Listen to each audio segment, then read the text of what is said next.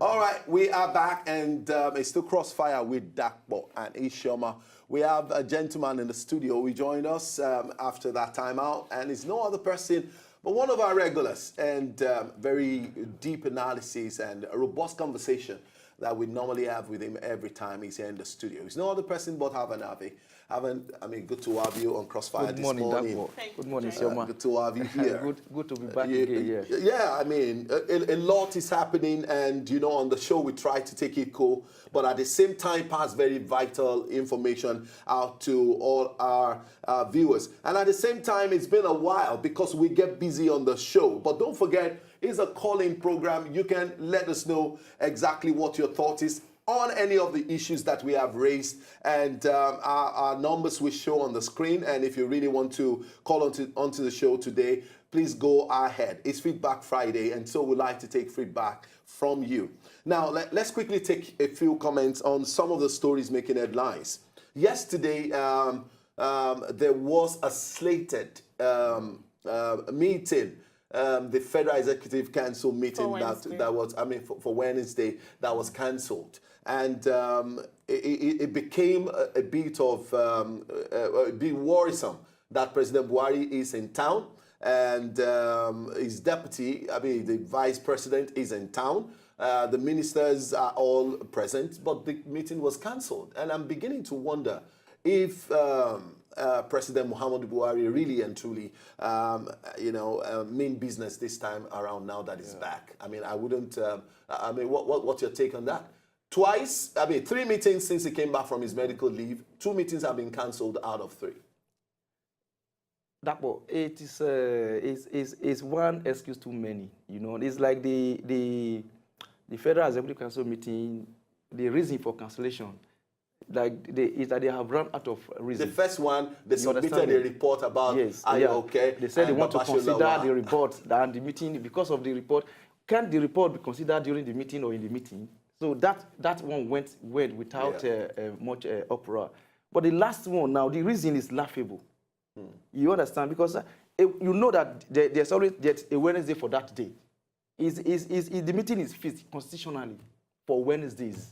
You understand? So that you're telling us that ministers could not prepare documentation for the meeting is childish and laughable.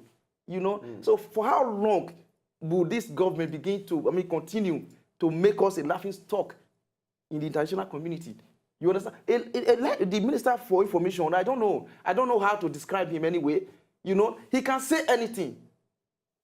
As long as that thing can be put into words, he said them without thinking about the consequences. You know? How can you come out in the nation and tell us that the ministers, a meeting as important as the Federal Executive Council meeting, in fact, as far as I'm concerned, that is the most important meeting as far as Nigeria is concerned, because that is the meeting where the policies and the day-to-day running of our government is being discussed. You said that meeting, because the ministers could not prepare documents for the meeting was cancelled. They better look for a better reason. But okay, now I need to ask this because over time, let's look at precedents also. Over time, we have seen situations where the certain information were put out by the Ministry of Information, which were contrary to other reports we got from other government quarters.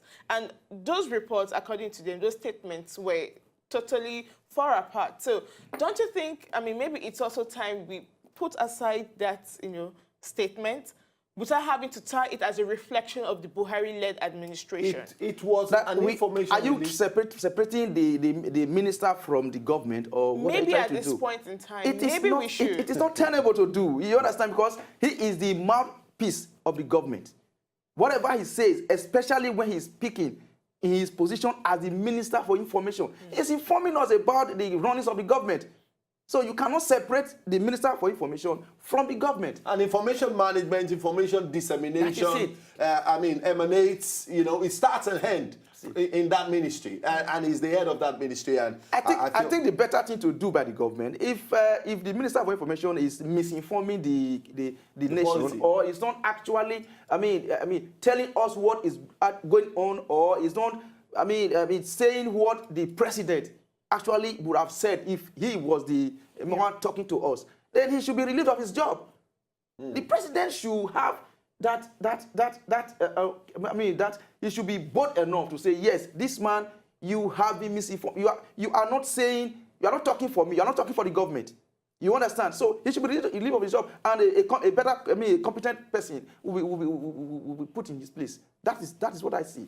Okay, let's move on here. We have a lot of stories, and we'll probably come down. Even though the president actually, the meeting that he requested for while he was still in London with all his media personas, he actually commented and commended, that the Ministry of Information, they are doing a very fantastic job.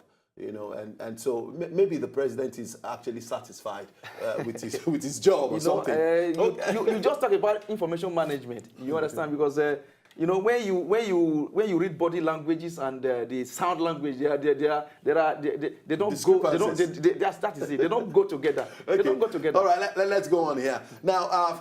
Third meeting since August the 14th. That Asuu came out really very strong to saying we're embarking on a national strike. And since then it's been on. Their third meeting held yesterday, and the account is such that they are committed to wanting to call off the strike because they want students to go back to school.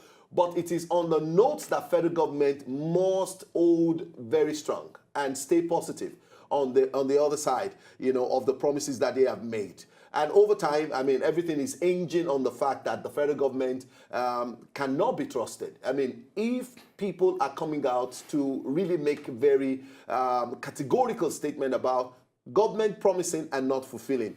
Okay, the strike is still ongoing. What's your take on Asuu strike? The Asuu strike is unfortunate, because if you consider the rot in our education, and rather than make effort to try to solve the problem in our educational sector, Asuu is still going on strike. You are not. I don't blame them for going on strike. The reason being that our government, successive government, seems not to take education serious. Can you imagine an MOU that was signed in 2009? We are still talking about it this time. So imagine the rot between 2009 and now. We are not considering that for now. We are considering the rot before 2009 to solve that one. And if you consider 2009 and now, the rot must have tripled. So education is totally dead in Nigeria. It's dead. If you look at the infrastructure in the schools, the manpower, the teachers, the lecturers, are they competent enough? Do they even have this knowledge to impart? Do they have it? Our learning environment, can you compare our learning environment with what is obtainable in other climes? The answer to all these questions are no. Yeah, for lack of infrastructure in the school, there was a trend that started even as at 1989 when I got into the university. It's very bad and sad that today the school cannot even accommodate the students that have been admitted into school. So people leave off campus, and look at what has been happening. People go into those houses to kill students for rituals. As far as I'm concerned, back in the day, if they live on campus, things like that don't happen. There will be little security for them. That is true. The thing is, so long as education is in the hands of the private individuals, don't expect quality. Don't expect performance. Reason being that the private individual, the private investor is more concerned about profit. Education. But private universities in Nigeria haven't used to. Private universities, seems to be. If the government or any agency beam their searchlight on what is going on in the private universities, in fact, that is a topic for another day. It's a topic for another day. You understand? But how sincere will you rate Asuu in their demands, knowing fully well that the rot we have in the education system is not just a fault of the government alone. It's also a fault from the whole situation, the whole association. Then, on whose table does the buck stop? The government. Asuu, they are even magnanimous enough to have been working since that 2009 till now, they are still working. They are magnanimous. If they have done 2 for the number of years, 2019 now, how many years? 8 years. The education system would have died completely. Yes, they will strike and come and understand with government and say, okay, let us understand. The government will re-enter another agreement and they will renege. So what is happening? What is happening? It's a reflection of how the government takes education. In fact, it has trickled down to our secondary school and even the primary school. Do you know that there is totally no education in Nigeria? In the primary schools, you go to private schools. Here in Lagos, I can tell you in some areas in Lagos, parents induce teachers in their primary school to give mark to their children. Exactly. Imagine that.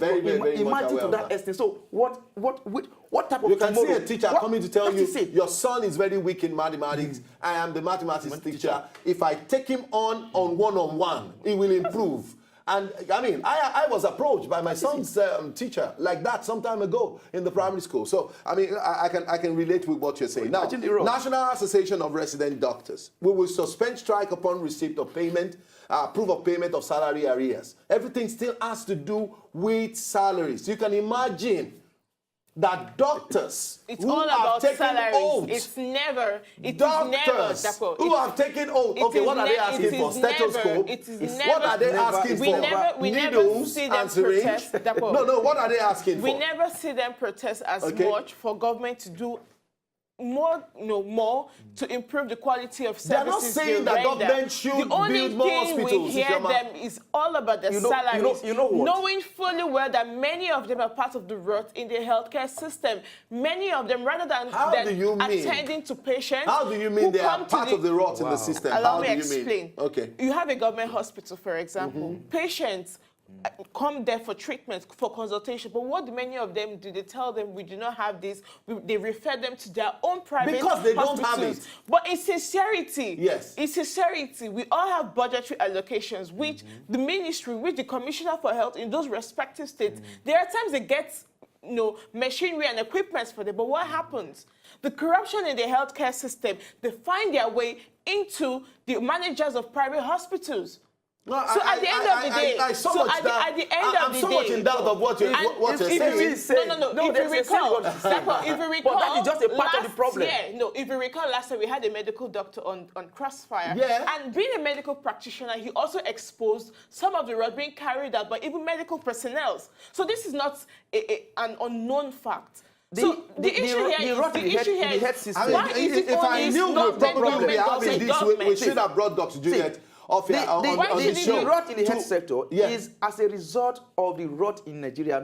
That is not the problem. But they make up Nigeria. Ordinarily, they're medical practitioners. They are fighting for their salary, but that is so personal to them. Exactly. If you consider the rot in the health, in fact, it is only about education and health. These are two very important sectors that the government should take serious. It's only about salaries. And what is the responsibility? If there is corruption in the health sector, why is the government not tackling that?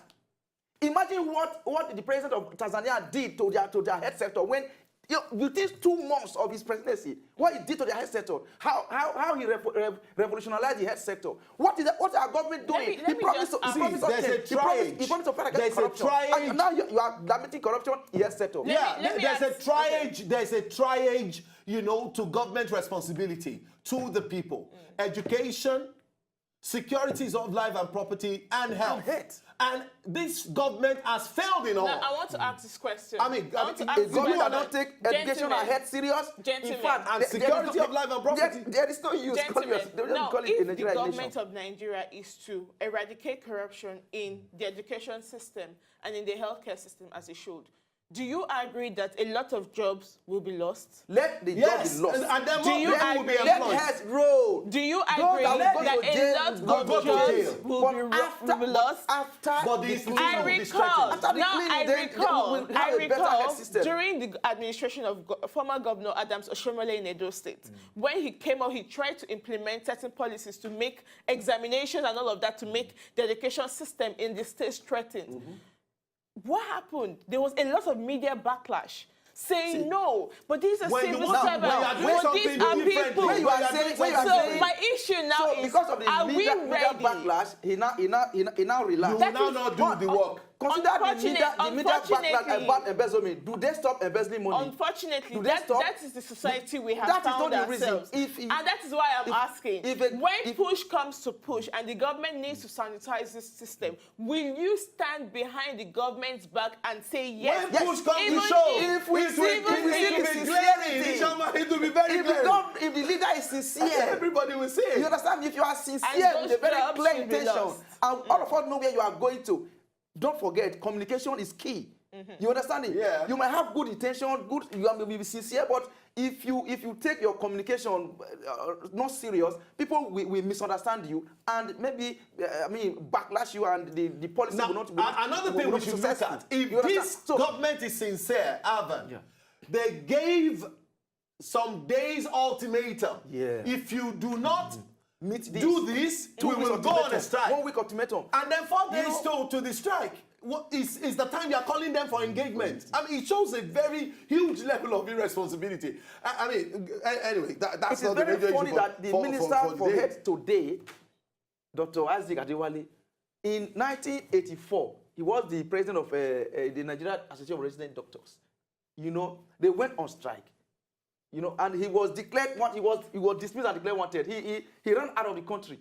So, if he was a comrade, so to speak, as at that time, so what has changed?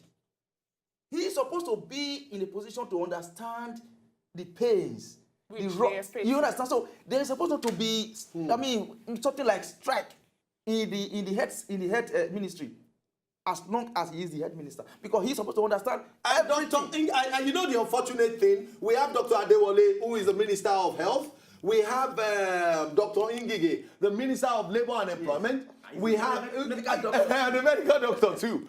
And yet we seems, we seems to be having this kind of a situation. It simply means that there is no sincerity and there is no willingness on the part of government to ensure something like this does not happen. It is funny the Minister of Health is now calling for the engagement of NYC doctors and people. Can you imagine? And then early this morning, I have not really confirmed that report. They were saying if doctors do not go back to work, we will sack all of them. That is very funny. It's funny as if children are playing on the sand and they are threatening each other. This is a government business that they are taking with so much levity. We need to tell the government. How many politicians get medical attention in Nigeria? That is why that's to tell you they will not take it. Now, they will not. Now, the road in education, if the government was sincere, if they were actually sincere, if they faced one ministry for at least 6 months to 1 year, that ministry will be sanitized. No, imagine that they dedicate one term. Now, one term to one thing. To one thing. So which ministry one is this government to facing? one thing? Is it agriculture? Look at what's happening in Lagos State as regards education? As regards contractors. Is it security? If you don't report on site to do your job, which you're being paid for, you won't be paid and you'll be taken off it. And you see how committed and dedicated they are. So why can't this be replicated across board? It's unfortunate, and we hope it's about time. Nigerians are asking, it's about time that the government does everything it can to sanitize the education and health sector. There's not much you can say as regards that. It's about time. Okay. Anyway, we were talking about, before we go on a break, we'll just start that, and then we'll talk more about it when we come back from our next break. Recession was declared by the Buhari-led administration a couple of months ago. Exactly. A couple of months ago. We have a report out there that, our gross, domestic product, our GDP, is shooting up, about minus 0.55, exactly, and all of that, which is an indication that we are out of recession. Now, when you say a country is out of a recession, what exactly does that mean to you? Dakpo, recession is not just a term. It's a practical thing. You understand? Before a nation enters into recession, there are signals. There are signals. The economy will be struggling, and there will be signals. Warnings will be given and all that. Poverty levels. You understand me? So before price of commodities, recession, unemployment rate. These are the indices: unemployment, production, How many companies are up and running? What are you producing? How strong is your currency? Export, That is it, importation your against import to export, export ratio. You understand me? So these are all the indices that you consider. Now, you cannot tell me that happened overnight. It didn't happen in 1 month, in 2 months, perhaps in a year. You understand? So the recession was with the immediate cause was some of the reckless policies by this government, reckless utterances by some persons. You don't think it was something that they inherited? No, see. Don't forget that. Don't forget that.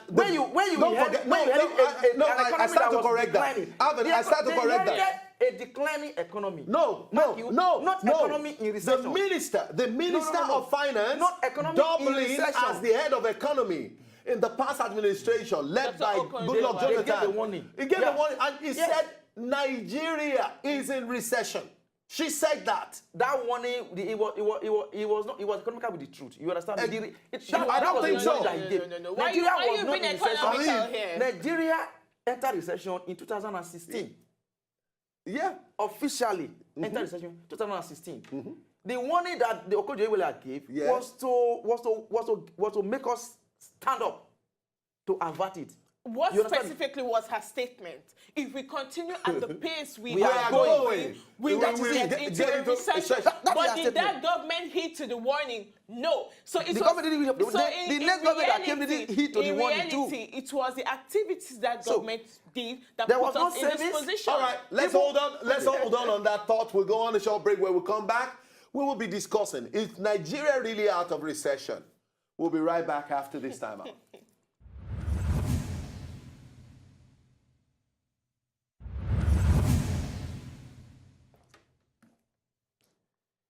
All right, we're back. It's Crossfire with Dakwani Shoma.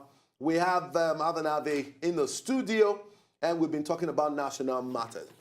Now, before we went on that break, we were talking about recession and where we are. Now, Ishoma was saying something, you were saying something at the same time, but it is important for Nigerians to know we are not talking financial here, but we're talking about practical, going about your definition. Yeah. Are we out of recession? Hence, we didn't feel the practical impact of going into recession immediately. We cannot feel the impact of going out of recession immediately. That is a fact. The earlier we understand that, the better.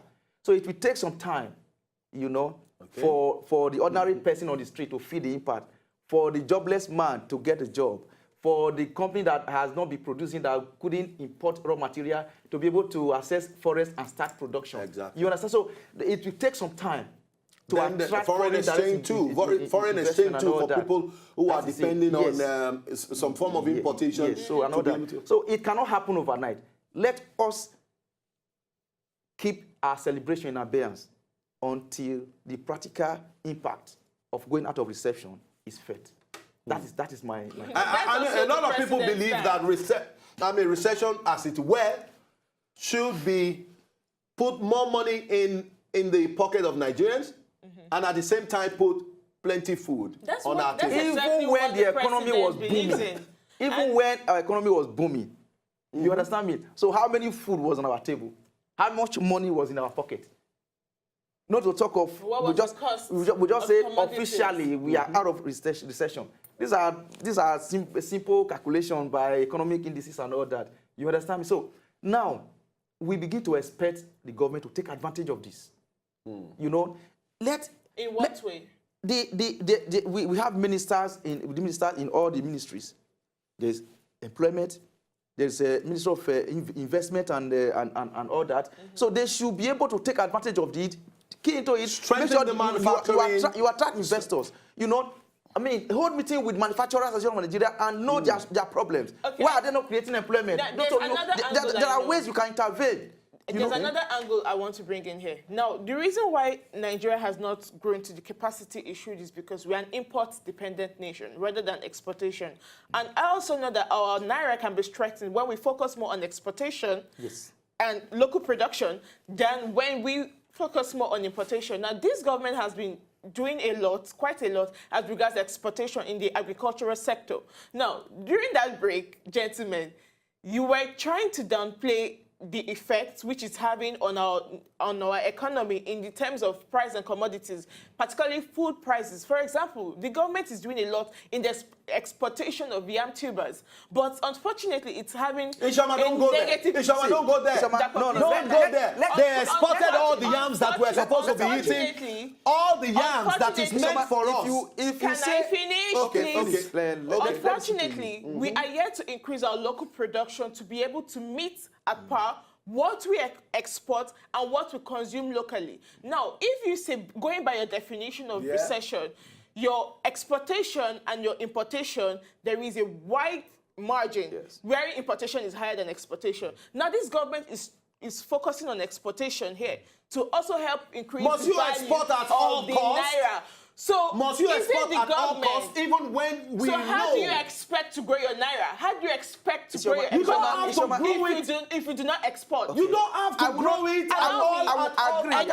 Educate Nigerians. I need to know your magic when word. When you say Nigeria is import dependent, in what area? Everything. When you say export, see, let me tell you. Pharmaceuticals, we import. Food, yes, I understand import. that. I understand that. Medical facilities and services, we import. Everything, we import. Even on the toothpick. How many percentage of our GDP that oil contributes?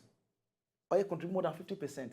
So if you now consider on a whole, we export more than we import. The problem is we export just one product. Which is very bad. Just one product. Because Nigeria is a global economy for a very long time. Even that product that we export, that's where I'm going. We need to even process it here so that to create jobs before we export. Then we expand our other areas of exportation. Isn't that why the government has been doing a lot the expansion in exportation can only come from agriculture and solid look at the minerals Dangote refinery.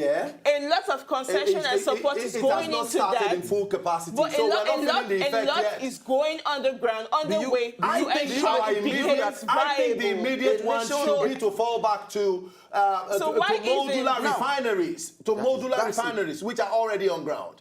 Do you understand? Which are already on ground. And I think that's the way to go. Now, before we go on, I have something to tell you, Shoma. We export yam, and it is cool. It is just okay that we do that. Okay. But do you think that should be done at the expense of local consumption?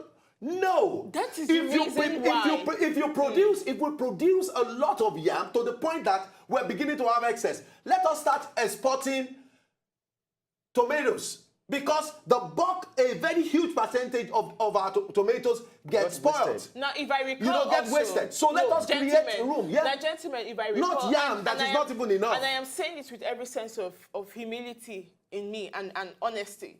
As regards agriculture, the government has been doing a lot to ensure that people go into agriculture. Young graduates go into agriculture to help feed the nation and also to make money. And with a lot of honesty as regards this statement, check out the indices of young persons who went into agriculture.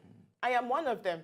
So I would say viably that, and it takes period of time for your production to get to the consumption stage. So yes, I understand that. What scale of agriculture are you into? Poultry. You need to know. Let us know the scale. Is it commercial scale? No. Yes, on a commercial scale. But the issue here is, even if it's just she just have one bird, she's contributing. But the issue here is something being done. Is the government supporting? Yes. If you plant one stem, I plant one stem, she plants one stem, agriculture is boosted. You understand me? But then, we shouldn't be happy that we are exporting tubers of yams. Why shouldn't we be happy? See, let me tell you. Ghana, why shouldn't we be happy? Let me tell you why we shouldn't be happy. Let me tell you why we shouldn't be happy. Cassava is a high revenue earner for Ghana. Should I tell you why we shouldn't be happy? Do they plant it as much as Nigeria does? Why shouldn't we be happy? One, it is better not in economic development, my sister. Okay. Listen, when you just rush into something to make an impression, exactly. You know that we are already doing it, and maybe in the next 2, 3, 4, 5 years, the thing collapses. There is no foundation. See, before you start exporting any any produce Think it in through. agriculture. Okay, now take yam for instance, which is the bone of contention here. You can process yam into so many end products. You understand me? When you ask those people that they want to come and buy our yam, bring down your machine, give it to us. We give you yam, then we can process those yam, thereby creating employment. Now you send the tuber, to China. Yam, China breaks it into and bring it back to you to buy.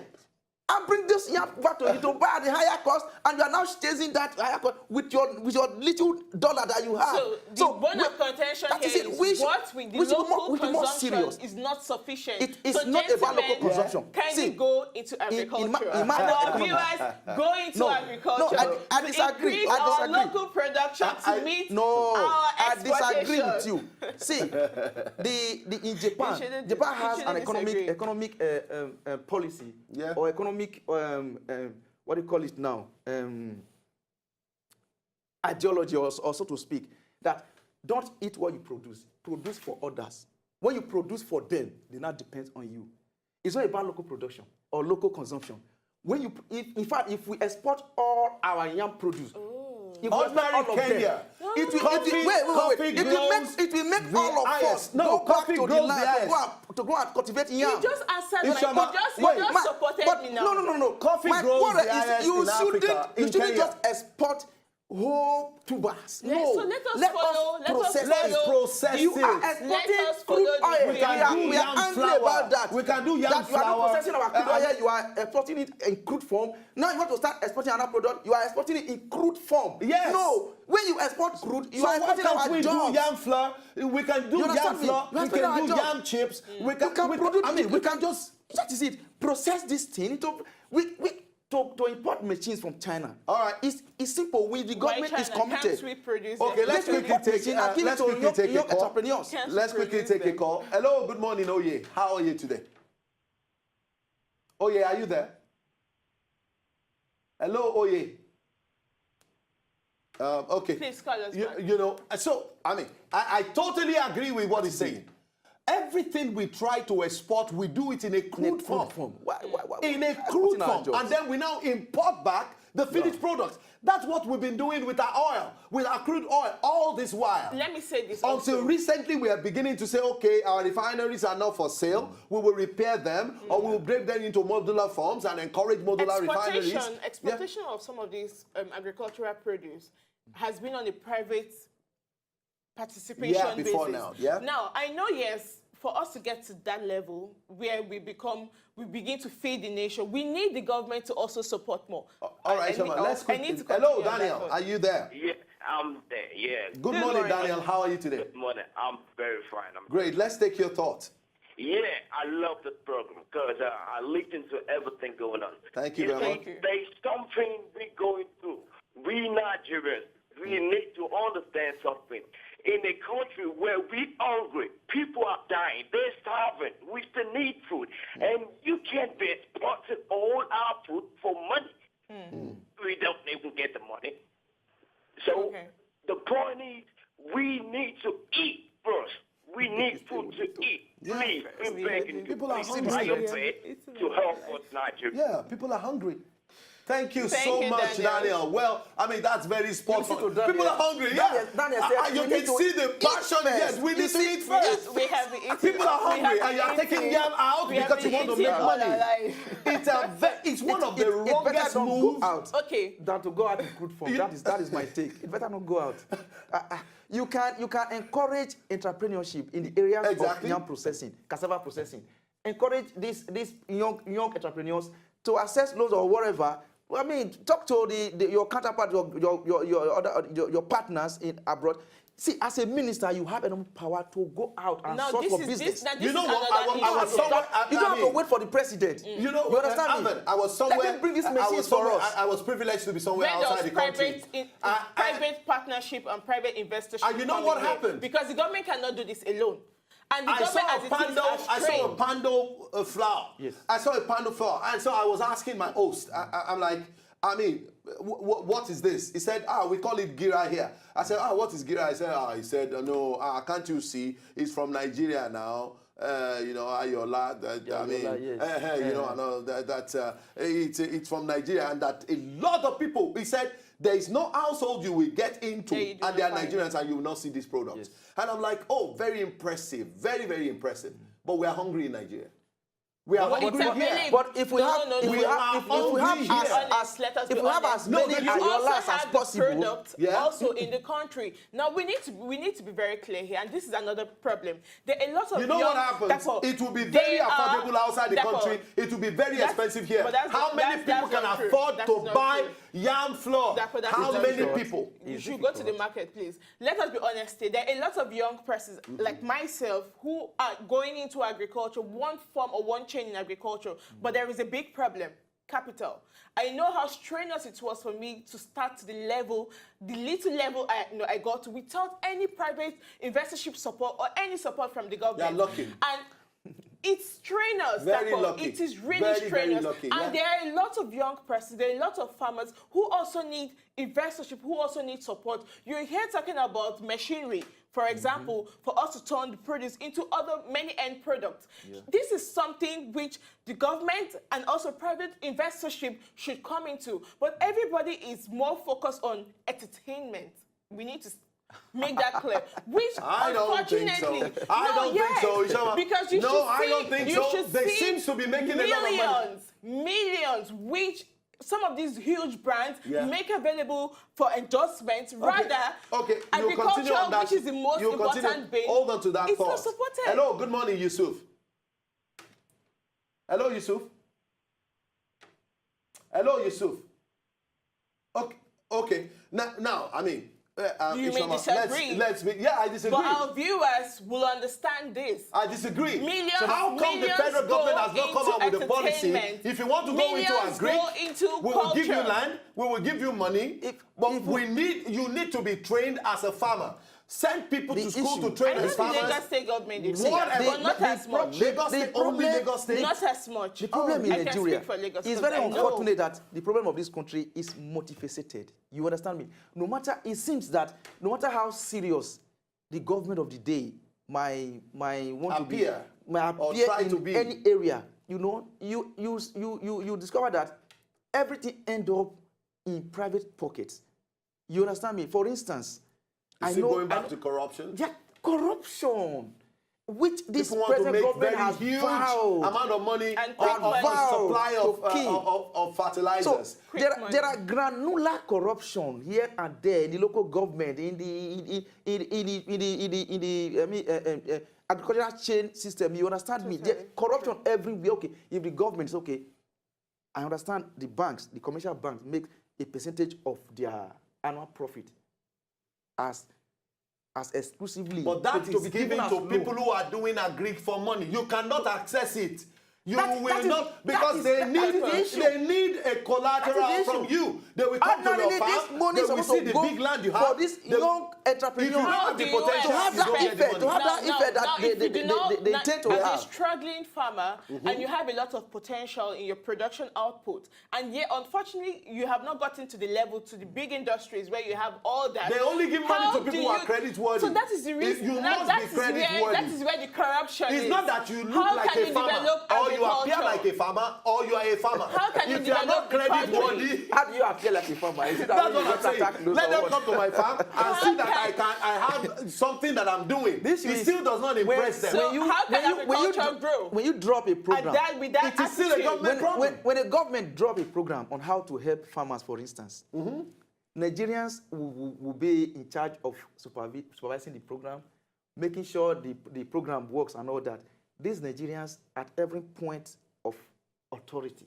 How many young Nigerians have been able to access from the back of industry without stress? Federal government agricultural grant. How many? That is fashioned in such a way that you should have an agricultural something like cooperative society. That you are into agriculture, no matter which form you are, whether crop or animal or something. That's why federal government policy says if you are a civil servant, the only other thing you can do to combine with the work is agriculture. Let an officer of that agency or the ministry come for assessment. The officer will go there. He will not assess anything. He will not see anything. he will connect with those people. This money come, we will share them. Yes, So you mark all their checklists and all that they are qualified. That is the bane of corruption. That is the real corruption and in those Nigeria. who need those funds You understand? So do so not that get it. Now And the when they officer have will to now get report it, back and say, yes, these 20 Exactly. people has farm and they have been and giving they loan. don't. You understand? So And that is they don't. how can this be killed? Okay. How can you remove this type of corruption from Okay, this country? I don't want us to go without actually touching this. I mean, we will just scratch it on the surface, and from next week we will fan it to flame and talk more about it. There's a conception of you, or how will I put it?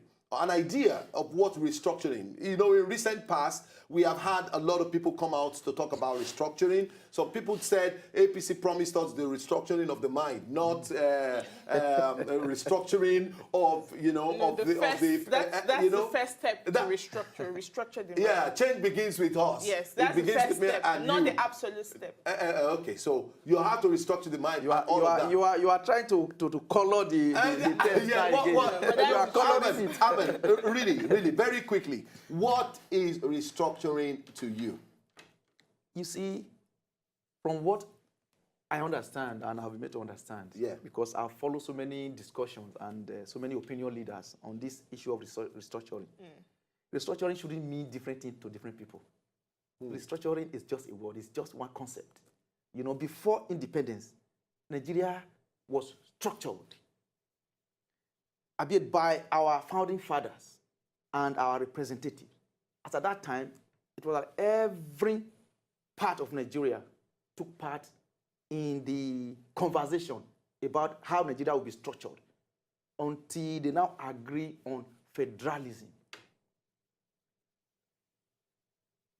Nnamdi Azikiwe, as leader of the Eastern Nigeria then, initially favored unitary system of government. Yeah. While Sardauna of Sokoto and the leader of the Northern region didn't want to belong to Nigeria at all.